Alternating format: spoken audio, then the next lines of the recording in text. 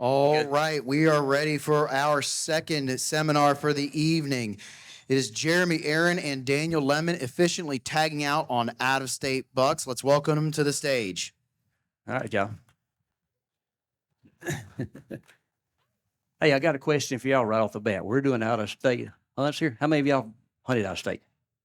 There we go. So we've got some that's done this before then. All right. I'm Jeremy, Aron. I'm Daniel Lemmon. All right. So let's get this started, y'all. Let's go. Get past the introductions. There we go. All right.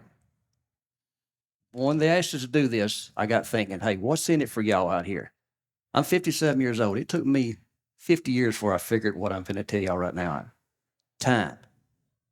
I don't care how good a hunter you are. If you hadn't figured out how to make time to go do these hunts, you're not going to kill deer. You got to have a job that works around it. You got to have a family that, if you're married with kids and stuff, you got to figure this out, y'all. You got any way to, Time is very valuable. You know, most everybody here, you working a job, 8, 10, maybe 12 hours a day. The rest of your time of the day, depending on when you get home, you got to take care of stuff at home. So you got to plan ahead and know what you can do to value your time, say in the fall, doing what you want to do. Like right now, I work 6 days a week, Saturdays. I don't really try to go nowhere or do a whole lot of stuff in the summer because I'm trying to value my time for the fall. So when I get to, say, November and I'm ready to go on trips and travel, I can be gone. I don't have to worry about being home, and everything's taken care of because I spend my time right now working for the fall. So I'm starting, say, February when deer season's over, working, making time, planning, getting everything done so that when that next November comes around, I'm free and good to go. all right, go back to being efficient with your time here now. Research before we ever start going hunting. Pick a new state or something. Hey, we do a lot of cyber scouting. Yep. We do a lot of e-scouting. Yep. We travel a lot in the summertime with my wife. We've been in all 50 states. I really like going to see in the country, just see how the habitats, see how the ground's laid out, y'all. Word of mouth. Oh, yeah. To pick a spot. You know, we get a lot of contacts word of mouth. You may have family member. You may have family or something that's got land in a different state, and you say, hey, there's a contact to get to go. Yep.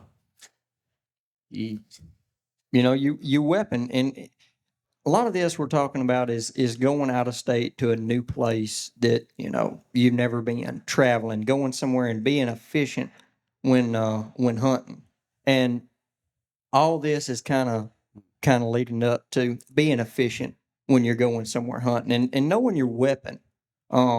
Say if you're confident with a gun, then look for places that gun hunting is easier to do, or look for places that allows gun hunting, because there's a lot of places that gun hunting, it may be muzzleloader or rifle. It's not open to everything. I'm primarily a bow hunter when I go somewhere hunting, so I really take a lot of time practicing with my bow, and I look for a lot of areas that are more bow friendly, hunting wise. And like I said, regulations. You want to go to a place, check the regulations. A lot of times when we're going to a new state, we find an area we want to hunt, public land, go to DNR. Because a lot of times some states are different. Instead of a statewide blanket of season opens here, this WMA is all the same. Some areas you find is bow hunting only. And that's one thing we really look for is bow hunting only areas. Because regulations, y'all, much as we travel, and we try not to break the law, there's so many regulations, you got to watch it. Yes. Because there are a lot of little bitty ones you think common sense, but there's a law there that you need to read and know them. Yeah, the fine lines of stuff. Yeah. A lot of fine lines. And we'll get into that a little bit later here on taking care of deer and stuff like that. Yep. Goes back to time. We put a lot of emphasis on time is when we go. Yep. We call ourselves more rut hunters. We like traveling the country chasing the rut. Like I've talked to several of y'all guys here, y'all's ruts, you claims the end of October. Our rut in Mississippi, where we from, is middle of January. Middle of Christmas on to middle of January. Yep. So look at that time frame. And we can spend from late October, all of November, all of December, all of January chasing rut somewhere in the country. So that's our style of hunting. And we'll look at it. It's a lot easier to kill them when they're up roaming on their feet, chasing them does, y'all, or looking for does. So that's why we say time. Time is very important. It's making that time, but that going at the right time. Because I say in every area, you've got about a 10-day window when you really kill a good deer. He's going to be up on his feet in that 10-day. And I'm not saying you can't kill him before that and after that, but to me, that 10-day window is the best time to kill him. And we really try jumping from this state to this state to this state to this state, trying to figure that out. And a lot of this word of mouth is asking. Oh, yeah. What about the weather and the rut and moon phase? What do you say about that? Well, like I say, a lot of these trips I'm planning around the rut. But the moon phase is another big time that we look at when a good peak move time is. And I know Jeremy, he likes what is it, 3 days after the full moon is what you like looking at? I do. If it falls the right time of the year that year. Right. But yes, I'll pay a lot of attention to moon phase. Yep. I don't know about y'all out there. A lot of folks, say there's studies that don't prove it. I promise you, I get to hunt September, October, November, December, January, five moon cycles. You learn a lot from that. Oh, yeah. Especially being in the woods. And it's not a guarantee now. It's not 100% guarantee. It's way more than 50% is the way I look at it. Right. Weather. We didn't talk about weather much. Okay. Fronts. We like looking, like last year I went to Ohio hunting and it was end of October, but I seen a big cold front coming in. So I left 2 days before so I could get my scouting done before that cold front come in. And it all kind of worked out perfect because the moon was approaching a full moon. And the weather was pushing in and it worked out right. And you do a lot of your scouting. Yeah. He does like finding 3 places. Yep. Tell him more about your efficiency, how he scouts when he gets there. When I'm looking at a new place I've never hunted, I try to pick 3 public areas within an hour and a half of each other. And I call them my A, B, and C place. And once I get there, I find my 1, 2, and 3 choice. So say I'm cyber scouting, I find a place, I go there and look at it. I got 3. I want to find 3, I guess you could say, areas or trees that I want to climb or hunt in. My number 1 spot is the place that I think is the highest, best chance or best sign that I found that I think a good deer could be coming through there or whatever. But say it's on a north wind. All right, well, say 2 days, it'll be 2 days before we have a north wind. Well, I find 2 other places that I can hunt with different winds until that north wind comes in. So I'll hunt my 2nd and 3rd place until I have that right wind. Unless I've already killed, I may look up and kill something in one of my other spots. But I know that number 1 spot is the one that I want to be back in when the wind changes and I can get in there without being detected. All right. Before we leave here, we've got to be efficient. Like I said, I've been doing this right at 40 years, traveling out of state. And I never would have thought 10 years ago I would have been an SUV car person. I like to hunt. We've got our vehicles rigged up that we go by ourselves. Yep. We've seen it's way more efficient going by yourself than with a group. That's fine if you do with a group, but a lot of time a group can be distracted. Oh, yeah. I've went with him before. Me and him go to a place. He's going to walk twice as much as me. He's just young. He's got legs under him. I found my spot on the map before I get there, and I thought, well, I'm going to hunt here. Well, he'll get scouting, and he said, man, I found a good thing here. I seen a big deer here. I seen a big deer here. It changes my thinking that I'm looking at the wrong spot. Yeah. And I seen that, hey, that's not my style. Don't get away from your style of hunting, y'all. You know your strengths. Hunt to your strengths, okay? Because I seen when going with him a time or 2, and after that, I got him hunting by himself, and he sees now because you're more mobile. Oh, yeah. We got all of our stuff in the vehicle with us. We don't put a tent or anything out. We stay in that vehicle. We get to the truck that evening. If we want to go hour down the road, other side of the state, we're up and gone. Yep. If you tag out, and you got a buddy there in the same vehicle, you're sitting there waiting on him. Yep. That just goes back to the way we've sort of over the years has gotten where we're more efficient going state. I know a lot of y'all may be looking at one state, going to hunt that state, but I promise you, after you get where you can do it, think about it. You got a week off. First day you kill a deer in that tree. you're sitting there and your buddies, it's still, you're sitting there waiting on them. You're wasting your time. It goes back to that time again. A lot of you got a week you took off. Oh, like Daniel, he's done it this will be the 3rd year. Mm-hmm. He basically got 2 to 3 weeks he takes off. You know, he's killed 2 out of 3 the first year, 2 out of 3 second, and you killed 3 out of 3 last year. Yep. You know, that's getting pretty dang good fishing. Yep. It's going to different states, pretty much you never hunted, and he's killing mature deer. Oh, you know, he done way better than me last year. I think I hunted 5 and I killed 3 states. So, Yeah. but I still look, if I can do 50%, I'm tickled to death here. Oh, yeah. Oh.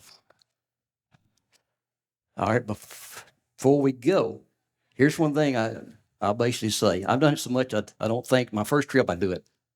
2 weeks before I ever start, like I draw the Wyoming deer tag here that opens September 14th. 2 weeks before, I'll get me a list of gear I think I need to bring. I write it down. You know, I just keep a pen and paper close to me because you'll be surprised and be laying in bed, hey, I need to bring this. I need to bring that. Just write it down. Oh, because I've got all this gear, but you get 500 miles away from home, you don't have this gear, and you need it, you're going to have to go buy it again. I know 1 year I bought 4 grunt calls because every time I go back home, I'd get it out and I'd leave it. I'd get back to the woods in a different place, I'd have a grunt call. So sometimes just little simple stuff like that. Yeah. And you don't think that. You like to bring a lot of your own food. What do you do? Oh, yeah. I cook a lot. And I'll freeze it, keep it in a cooler, keep it on ice. And usually I can bring enough stuff to last me about 10 days of food. But and how I like to eat is I don't have to eat 3 meals a day. When I get up in the morning, I might have a little something I'll snack on. Middle of the day, I just kind of snack all day, a little bit of stuff.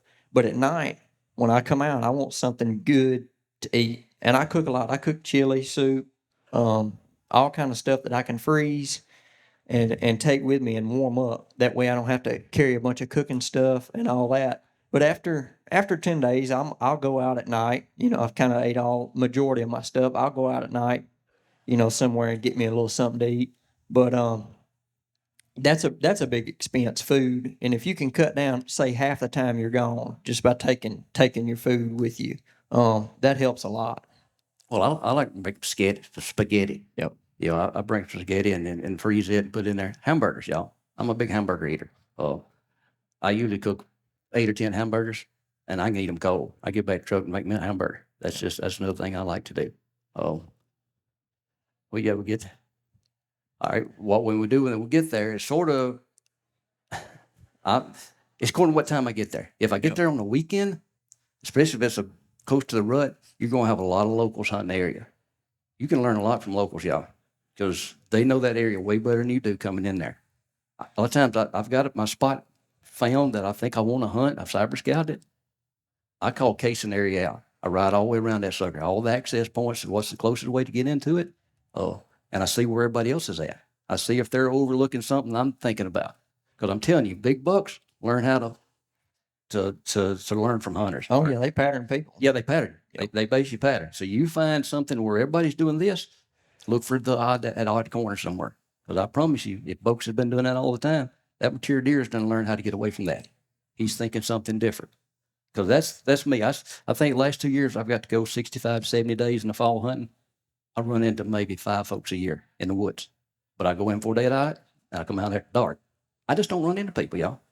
You know, a lot of guys say, man, there's a lot of folks on public land. I don't see them.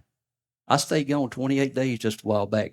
Went up through southeast Minnesota all the way to Montana. I basically turkey hunted Minnesota, turkey hunted eastern Montana. I bear hunted Montana. I prairie dog hunted Montana. I seen 2 hunters on that whole trip.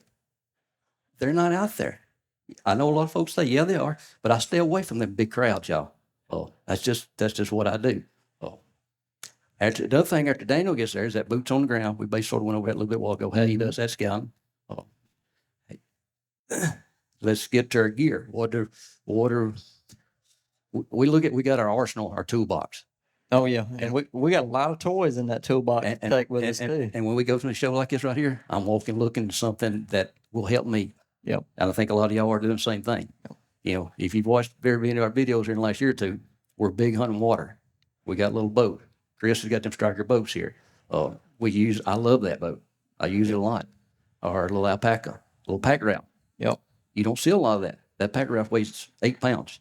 Oh yeah, I throw that on the back of my backpack with all my saddle stuff and camera gear, and I'll walk in.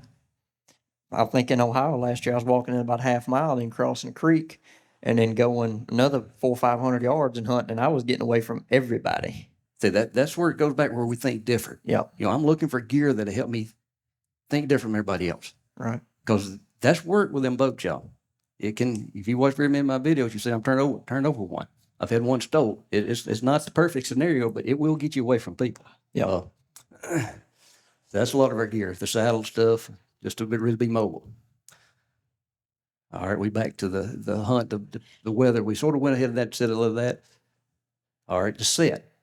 I've got a philosophy. How's your set? Most of the time, when I find a place, I give it a day and a half. I want to hunt it a full day, and then usually, say I hunt it one morning or one evening, I'll hunt it the next morning till about lunch. If I ain't seen what I think I should be seeing, I'm down, I'm moving, going, looking for something else. Because I feel like too much time on a spot, it ruins it. Because there's deer coming through after dark and other times when you're not there that's knowing you've been there, and when they come back through, they're wary of it. And we bump back and forth. We talk to each other every night when we're traveling at different parts of the state.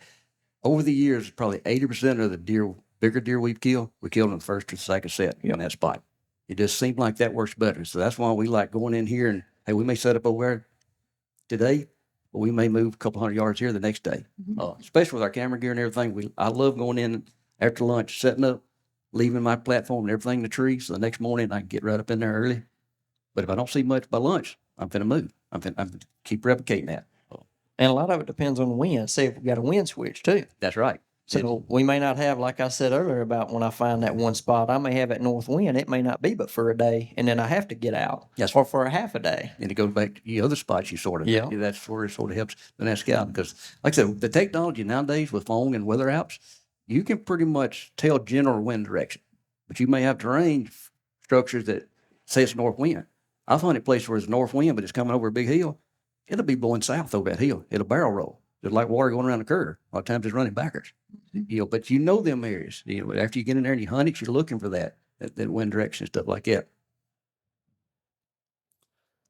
All right, say after we got an animal on the ground, we found our spot, we got an animal on the ground, that's where we go back to regulations, y'all. There's a lot of different regulations in this country. It's not the same.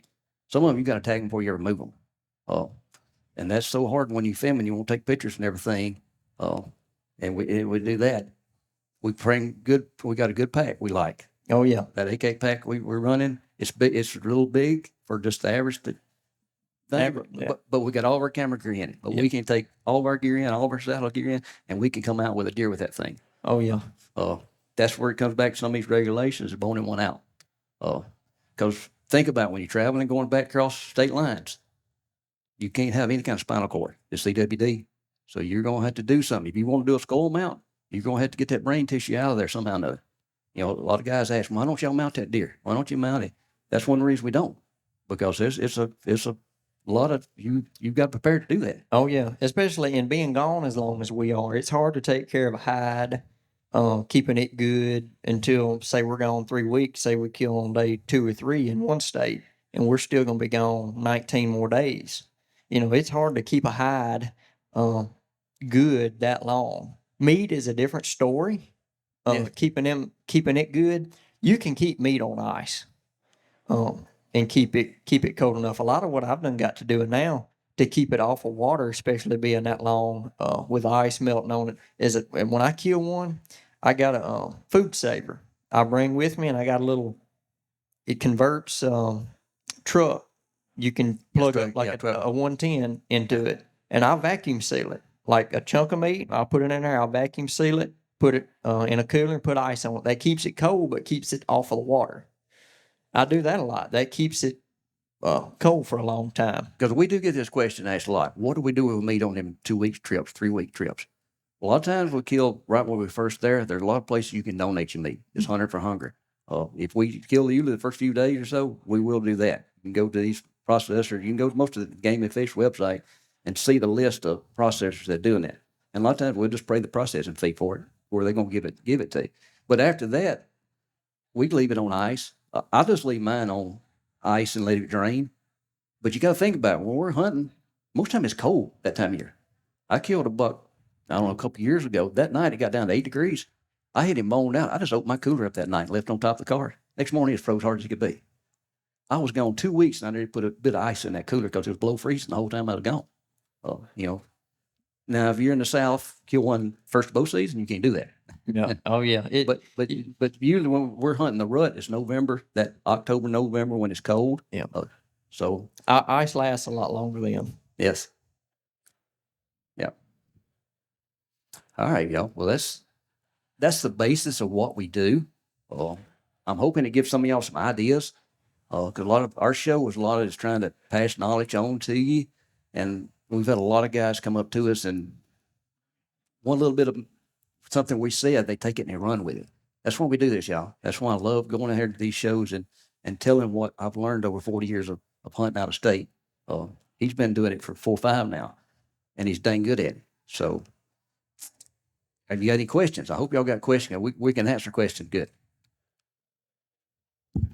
So, here, if you guys have questions, could you come to this middle aisle and speak it into the microphone right here? And that way it'll be recorded for our audience as well. Hey, Jeremy, you're talking about the moon. Were you talking about the red moon? Well, I don't really call it a red moon. I don't. Here's how I hunt the moon. I hunt the moon by position of where it's at. Straight up, straight down, major time. When it's rising, when it's setting, it's minor time. When we say hunt the moon, example, say we get there today and the major time is it's going to be when the major time when the moon's going to be straight up or straight down. It don't matter if it's quarter moon, half moon, full moon. Well, look at it. If the prime time is like from 4 to 6, most time it's 2 hours on the major and a little over hour on the minor. I'm going to put a lot of priority on that time. I may do all my scouting before that, but when I find that good spot, I'm finna hunt there. Same way if I'm hunting around home, y'all, where I got some chores to do, I got some work to do, and I could do it this morning, I could do it this evening. I'll look at that moon chart. When's the best? When's the best deer movement? Now, red moon, when you get around that full moon, I do like hunting, especially when it falls. Say if your rut's usually November the 10th, and it's finna fall that November the 8th and November the 12th, right in there. What it's going to do is give you a lot of good midday activity. Because that moon's going to be straight under you, and you're going to get you're going to get a lot of that movement at midday. So while other people think about questions, I'll ask a question here too. If you guys are using this mic, by the way, make sure you put it pretty much right up to your chin. But when you guys go into an area, you guys are fine. When you guys go into an area and you've done your e-scouting and everything like that, you expect it to be a lower pressured area, potentially overlooked. I'm sure you've come across a scenario where there's a lot more pressure than you initially thought. Are you guys going to back up areas? Are you trying to dodge that pressure? Or what's your game plan when one of your expectations kind of gets turned away in a different direction with the example of pressure? Well, that goes back to when I say I find a B, and C area. Because whether it wasn't sign that I found, say I got there and there was way more people than I was expecting, okay, I got plan B. I can go there. If there's still too much pressure, I got plan C. Most of the time by plan B, I never have to go no further. I've never really went past plan B, but I always have plan C or area C, whatever you want to call it, just in case. But like I say, I hardly ever go past area B, whether it's pressure or finding the sign that I'm looking for. One thing I can say about that is learn to hunt pressure. I use pressure a lot of times to my advantage. I'm definitely going to get in pinch points because a lot of times the average crowd, they may get in their daylight. They're going to come out that 9, 10, 11, 12 o'clock. They're not going to stay all day. And then a lot of times they leave, a lot of them come back in at 2 or 3 o'clock. Use them because if they bump deer, them deer going to move. So I if I'm in areas like that I know there's a good deer in there or I know there's real good sign in there, I'm really going to find places I think the pressure will help me. That's how I look at it.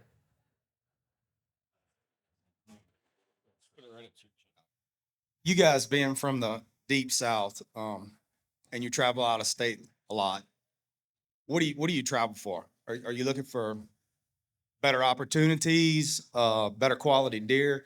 you know, what makes you travel out of state? And then when you're picking a spot, what do you think that you're bringing to that spot that is more of an advantage to you? What are y'all bringing from the south to the north that you think's allowing you to get on bigger deer? Knowing how to hunt pressure. Well, hunt pressure, and we know when we go further north, or not further north of us, you're a southern guy, deer get bigger. Oh yeah, bigger deer. You take a 3-year-old deer in Mississippi or Louisiana, where you're from, and you go to Kentucky, Indiana, a 3-year-old deer, you know, he's gonna be bigger body. He's gonna have bigger horns. It's just the habitat's different. Oh yeah, They just are. they ain't near as hard to kill either. And the reason I can tell you that is I've hunted out of state for 4 years, and I've killed 3 bigger deer hunting out of state than I've ever thought about seeing in Mississippi. I've never killed a poke young buck in Mississippi, and I've killed a few of them out of state, and I'm in multiple states. So that shows you the difference. Now with a gun, I've killed some decent deer in Mississippi because our seasons are different. The South is a gun hunting. We grew up gun hunting, y'all. Y'all guys up this way, you had that bow season during the rut. I always say, look at the state. When is the rut? The major season is during the rut. That's what most folks is going to do. You can go any state you want to. Look at Iowa. You've got a lot of diehard bow hunters because their bow season is during the rut. Their firearm season is after the rut.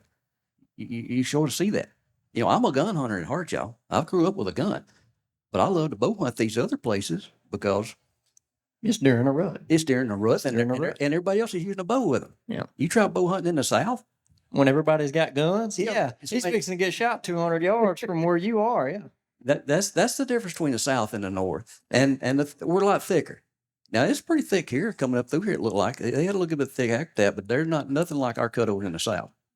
You know, you can shoot a deer in here and hard shoot him, and he run in the, you know he's in this building. You're not allowed to never find him. You know, and I know that's sort of hard to show video wise because you don't see a lot of guys coming to the South filming on public land. Because it's hard. It's just super hard. I ain't saying you can't come down there and do it. It's a lot easier to come in this more open country, especially the Midwest, and do it. Yeah. Oh. Well, it's like said, we don't have stickers, briar bushes, green briars. We got some virgin ones, y'all. They get latch on and they'll get you. Oh yeah. But I got one other thing about I want to say. All this traveling I get to do, it's a lot of it's family oriented. A lot of you got wife and kids, or if you're younger and you don't have wife and kids. I've been married to this lady 33 years, y'all. She don't want to get up here and say anything, but y'all, I promise you, I couldn't do near as much hunting as I get to do if it wasn't for her. So a lot of it, you're going to have to balance that, y'all. To be efficient, going out of state, that's got a lot to do with it right here, y'all. I know some guys may not think that, but I promise you, if you learn where you can balance family life and traveling, because that's one thing I've seen by traveling and meeting hunters all over the country. We've got one thing in common. We love to hunt. We absolutely love to hunt. And if we can't do it, we're miserable. That's, I hope this is what this seminar will help you come down to state. What now? Oh, yeah. Like I said, come by the booth here too. You got anything you want to say? She gonna hide behind the thing, but have y'all got a question for a hunter's wife? As many states as I've been in, that you want to ask her? Because I've tried getting her on the show a time too, and you'd be surprised at the people that said, "Man, thank you for that. I have the same trouble." Because hey, y'all, we've had our ups and downs because it's doing this hunting and everything. Raised 3 girls. Very proud of how our girls turned out. But a lot of it is she's just a lot as important as me getting to go do this, y'all. I really want to get that in a lot of young guys' his head is say, stick with it. There'll be some ups and downs, but the rewards are on the backside of you. If you got a good woman at home too. Yeah, I got a question about when y'all are scouting an area. A lot of times when I go in, I'll see some really good sign, and then I'll keep going around the area, and then I go too far, and I'm like, this don't look good. And then I hate going back to the area. I hate backtracking the area. So I'm wondering, how do you all minimize pressure while you're scouting? Like if you see a really good area, it seems like last year especially, I always went a little too far and I came back and I felt like I was kind of putting too much of my ground scent around. what are some of the things that you all do to minimize that? Well, that's sort of how my scouting's a little bit different from his. We was talking about this earlier. He's got the legs to go really scout. When I find that one spot that I say that I know a front's coming in the next day or two, and I'm looking for a north wind or a west wind, northwest wind. When I find that spot, and I say, man, there's my kill tree. The wind's out of the north. I found a tree right here with the trail right here. That's my spot. I don't look no further because I've learned myself. If I find one here, I go a couple hundred yards over here. I find another one. I go over here and I find another one. Like you're saying, I'm putting scent there. My weakness is I set up in a tree this morning. I don't see nothing. I get thinking, I need to go over there. I need to go over there. So I learned I don't try finding too many spots because the more this you do of it, your sense will get where you say, hey, this is a spot. It's just a matter of time and being here at the right time. That's the way I look at it. I don't know if you got a little different philosophy. Yeah, I mean, I'm almost completely opposite of you because when I go somewhere, I really don't care. I'm going through it. I'm going to find what I've got to find, what I'm wanting to find. If I have to go through the whole place twice, once I find it, I like to try to get out of there if I can for at least a day, and then I come back in there. I don't necessarily worry about walking through an area because you got to think about it on public. There's people walking it all the time. Deer don't think nothing about somebody walking through.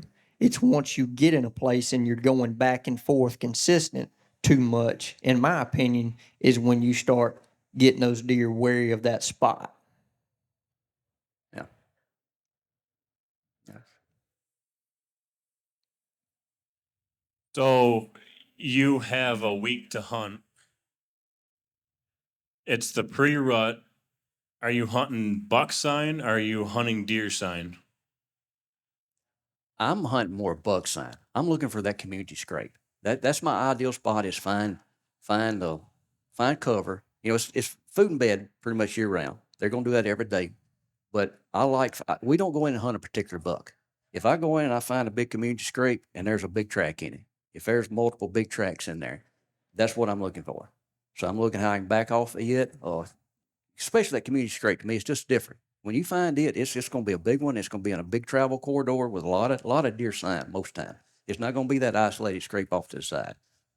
Then we find that terrain to use the wind. That's one thing we didn't really talk about is wind. You got to give that buck the wind if he's roaming. Now, if he's chasing a doe, he's going to be following her. But what we really like, what we've really learned the last few years is these big deer, they're pretty much going to be coming. If the wind's blowing in my face right here, he may be skirting here, he may be skirting here, but he's generally going this way. So you've got to find a natural barrier, a hill, water, something that he's got to skirt it just a little bit. And if you watch his Ohio hunt last year, he really laid a good one out and showed how there was a bend in the creek, and he basically said, "Hey, I need this wind right here for him to come up through there." It played it perfect, but he come with the wind up his butt. That's very Very rare. Very rare. Very rare. But he had the wind. He had it played. But that's what you're looking for. To me, when we're going and scouting, we're looking for that perfect spot that where we got the wind and he's got the wind. You know, we're giving up just enough wind. Say the wind's blowing in my face. He's going to be coming from behind me back. We'll just say it's blowing that way. So it's blowing that way. And he's going to be coming from this corner over here, skirting by me, or he's going to be coming over here. You know, and another thing, a lot of times, a lot of folks say, man, why you shoot that deer coming front on? You know, we like to shoot him right in front of his shoulder here because most time he's going to bust you if you ever let him get by you. You know, that's another thing I want to say about that there is a lot of times our shot angle is you really know where to hit that sucker at, you know. That answer pretty much? Okay. Yeah, I saw the episode where the guy took your boat and took a little joyride. Have you come up with anything to keep that from happening? Like, I've thought of like a cable lock or like an Apple AirTag or something like that. Well, my bigger boats I do. That was just a little inflatable. I'll hide it better now. I didn't think nothing about that trip. And see, that in there don't really, it does have a strap on one side I could put a cable lock on. But I mean, that wouldn't help because they could cut that if you. Yes, once they've had a knife, they could get in. The air tag is probably the best thing. Is stick it on there, and I do have air tags on several of my boats, but I don't that in there because it's how it folds up. It's really no place to put it if they wouldn't see it. So I've never, as much as I've hunted, I've never had that happen but one time. Most hunters not going to bother your stuff. That wasn't a hunter there that done that. Yeah, I keep hearing you all say when I find that spot. Well, what makes an area that spot? Well, one is like my Ohio hunt. That was, and we'll probably go back to the Ohio hunt a good bit because really that was the spot. And the reason why it was the spot is because way I had played it out was I had a rub line coming up out of this thick bedding area. It come up and it turned. It made like a about a 45-degree turn. Right there in that bend was where I wanted to be, where he made that turn and went up. He went between a big bluff and a field, and it was a narrow, like a 50-yard strip that he was going to be going through. So I had got, because the rub line was straight north and south. So I waited and got a northwest wind where I could be at that corner and my wind would be blowing to his side, but kind of in his face. Once he got to that point where he could make that turn, it was going to be dead in his face. So he was having to give the wind up just a little bit where he couldn't smell me and I could be in bow range until he made that turn. Once he got to that point where he made that turn, there wasn't nowhere you could get past that he wouldn't smell you before he got there. But that, like you said earlier, that day, he come from the exact opposite way. Now, that may not even been the deer making the sign that I was hunting, but it was one that I wanted to shoot, and that's the one I shot. What I look at when I've hunted enough places, I've killed deer in enough places. When you see that spot, it clicks. You're like, hey, it can happen right here. It's just you got to be the right time with that right wind. Oh, but like you said, it's signs the main reason. When you see that sign and a tree in the right spot with the right cover, where you know you're hid good, it's just a lot of things sort of come together.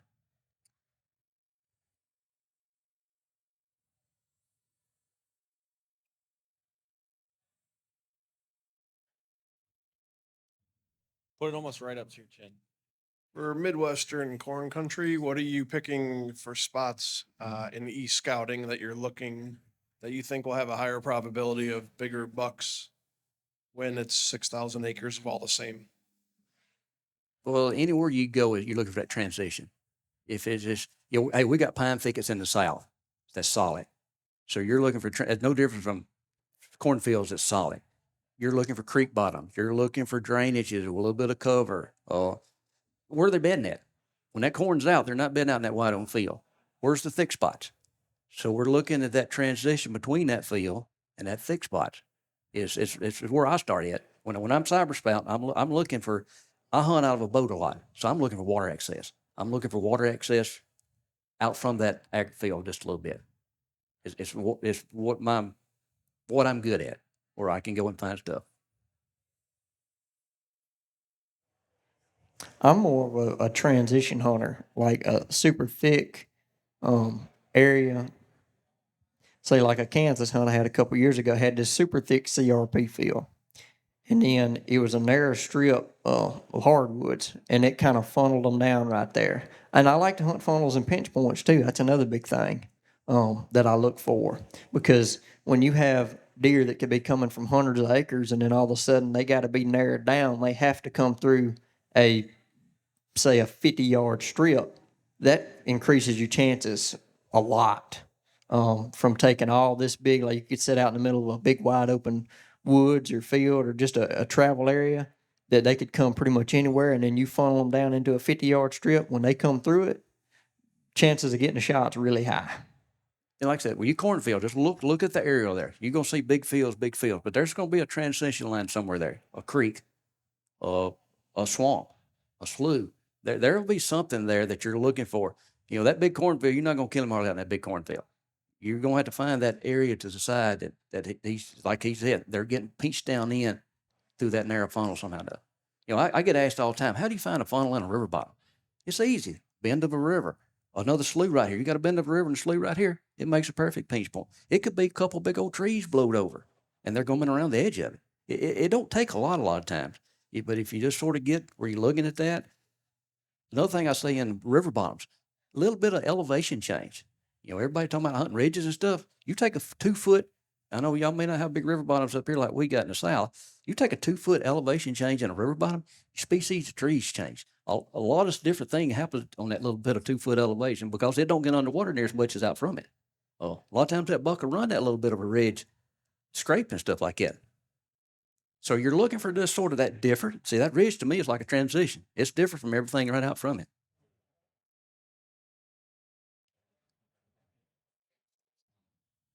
Questions at all? Anyway. Dan, I got one for you. How many push-ups? I'm just kidding. Oh, We hey, need to- hey, we can settle it right here.